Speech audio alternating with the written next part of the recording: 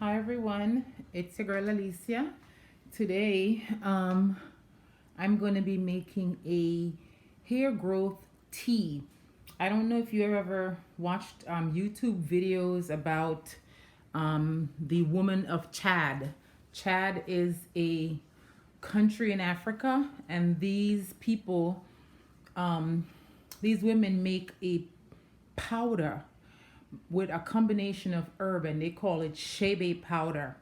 And they make this powder, they mix the powder with a paste, and they use it to paste it in the hair, and it is said to um, allow you to have to hold on to the hair, so you have hair retention instead of your hair breaking. Your hair just stays and it grows and grows, and these women have long healthy hair. So today, of course, my version of the shebe powder, I think it's too messy. So what I'm going to be making is, like, I'm going to be using the ingredients, and I'm going to be making a tea, a shebe tea, infused in hot water. All these herbs are going to be infused in hot water, and I'm going to put it in this thermos and store it 24 hours until everything, all the herbs are brewed in this hot water.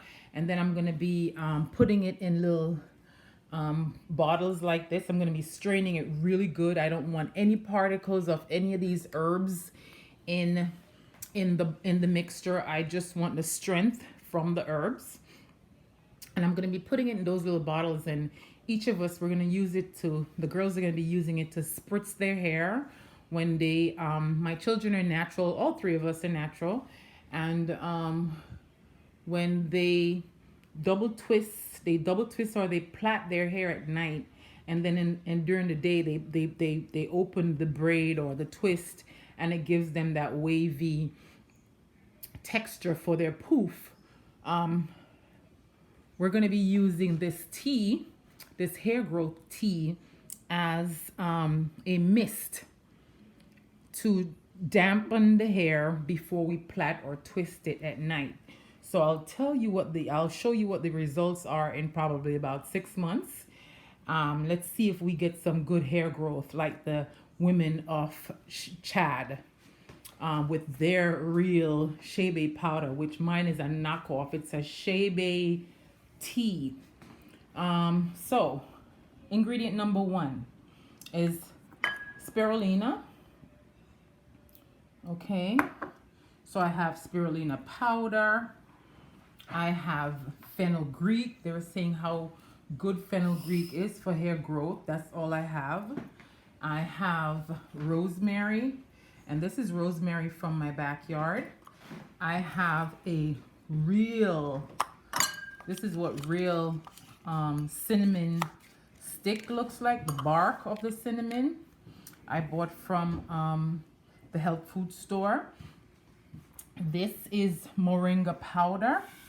This moringa, I powdered this myself. I pick it from a tree that my brother's friend have in his yard in Florida, and I dry my leaves and I powder my leaves. I use these to make moringa capsules also, because moringa is a natural vitamin.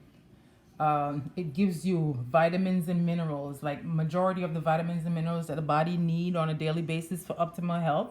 Moringa does give to you, so I'm using moringa. And this is nettle, dry nettle, that I'm going to be using as well. And then from our garden, we have fresh lavender. This is the fresh lavender with the purple flowers. And nettle. No, this is not nettle. This is boxwood. Fresh boxwood.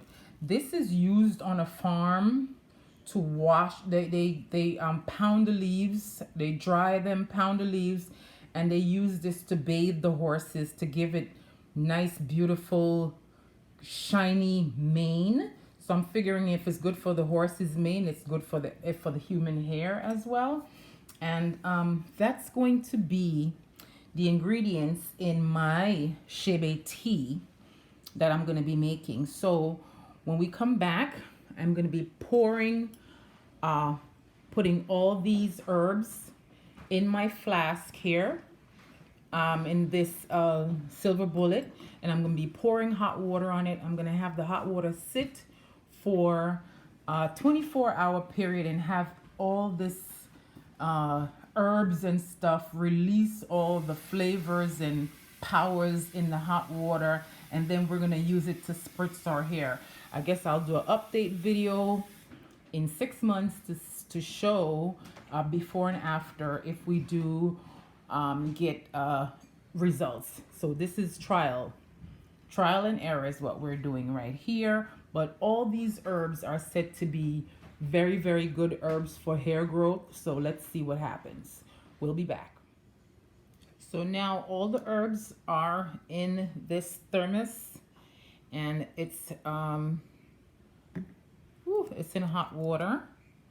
So I'm gonna have this sit airtight, so the herbs can seep in the hot water for like probably 24 hours. And then tomorrow we're going to strain the liquid off and see how concentrated that that liquid is going to be. Okay, so we'll be back. Okay guys, so we're back. It's 24 hours later, and I'm going to show you what the results of our Chaba tea hair growth spritzer looks like. Remember, we put everything in this flask in hot water, all the herbs, and we had it sitting overnight. So now I'm gonna use a nice fine strainer, and I'm gonna strain off all that herbs and stuff. So that's basically what it looked like. It looks like a tea.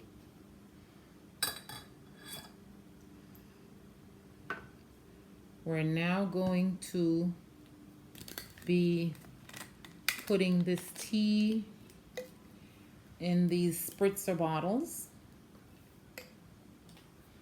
and I'm gonna use a funnel and hoping that I don't make a mess. So I have 2 spritzer bottles that I'm going to be filling.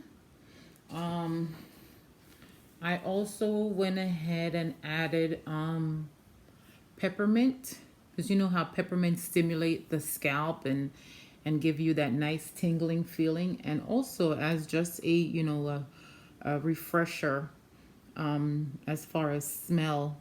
So this is what we're gonna do. We're gonna be pouring the Chaba tea hair growth spritzer in our little bottles.